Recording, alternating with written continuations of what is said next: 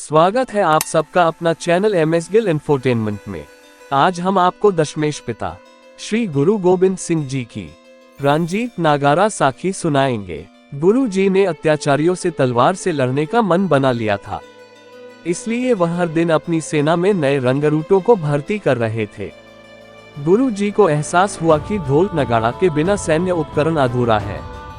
उन्होंने दीवान नंद चंद को बुलाया और उन्हें एक बड़े नागारा के निर्माण का आदेश दिया। लेकिन उन दिनों केवल राजा ही अपने राज्य में नगाड़ा बजा सकते थे।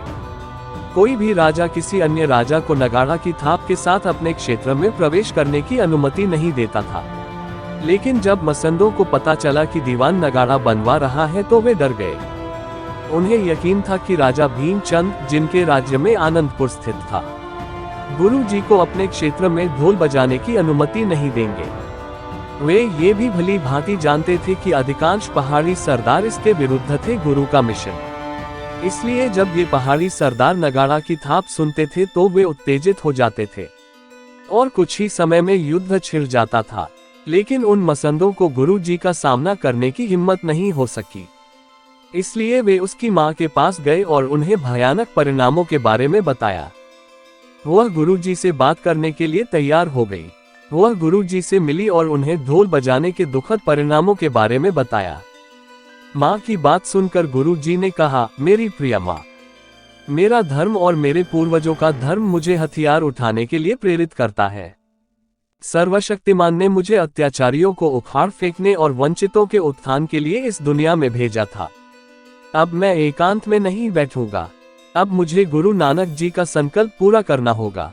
मैं राजा महाराजा नहीं बनना चाहता। मैं युद्ध नहीं भड़काऊंगा, लेकिन यदि कोई मुझ पर आक्रमण करेगा तो मैं युद्ध नहीं करूंगा कारण और बिना किसी कारण के, तो मैं उसके सामने हाथ जोड़कर खड़ा नहीं होऊंगा, बल्कि हाथ में तलवार और होठों पर भगवान का नाम लेकर उसका सामना करूंगा। बेटे के इस महान संकल्प को सुनकर मां नगाड़ा बनाने के लिए तैयार हो गई। आखिरकार एक महान नागारा बनाया गया और गुरु गोबिंद सिंह जी ने इसे रंजीत नागारा या युद्ध के मैदान पर विजयी नाम दिया। हम आशा करते हैं कि आपको हमारा साखी वर्णन अवश्य पसंद आया होगा।